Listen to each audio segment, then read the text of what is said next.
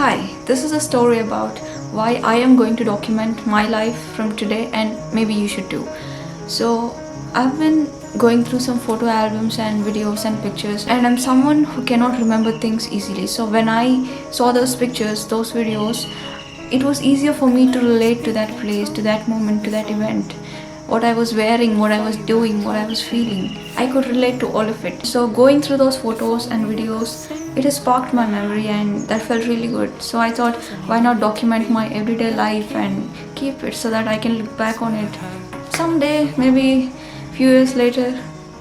You see this phone camera here? I remember clicking pictures with this phone in a wedding, and then my father got a real camera for me, and I didn't know how to operate it.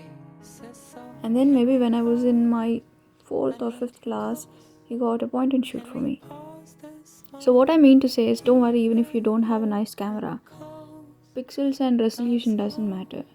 Take out whatever you have, even if it's a mobile phone, and start documenting. And if you ask me, what is the point of all this? What is the point of documenting and storing it out? My answer to this is, there is no grand purpose to this. You will only understand the value of it over time. Maybe few years later when you see it. When I say I'm going to document my everyday life, this is what I mean. I'm going to write and photograph about people and places around me. And it's not just about the big events that are going to happen in my life. I'm going to document even the mundane and ordinary things. And I want to tell you that there are different ways to document your everyday life, and the first one is journaling. Through this, you can go into details, you can write about how you felt, you can go into details and describe, and that is a really nice way to remember how you felt in that moment. And second is photo albums.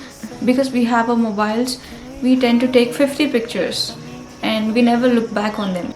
But through this way of documenting, out of all the 50 pictures you took, you can just print one picture and keep it in your album.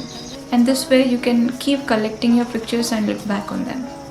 And the third way of documenting is through photo and video format. And I think this is the most common thing people do. You can just document everything that is happening in your everyday life, and you can make like a trailer or just a promo of it, and you can post it on YouTube, or you can store it with you so that you can look back after a few years. And if you ask me why I have decided to document all of a sudden, all I'm going to tell you is because we are going to die someday, and yet certain things happen certain number of times. But that number is like really small. How many times will you remember a certain afternoon of your life like this? Some afternoon that's so deeply part of your being. How many times will you watch the full moon rise?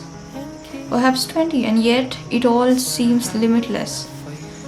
Digging through those old photographs sparked something in me. It also reminded me on how fast life is going by. And I just want to do my best to remember it.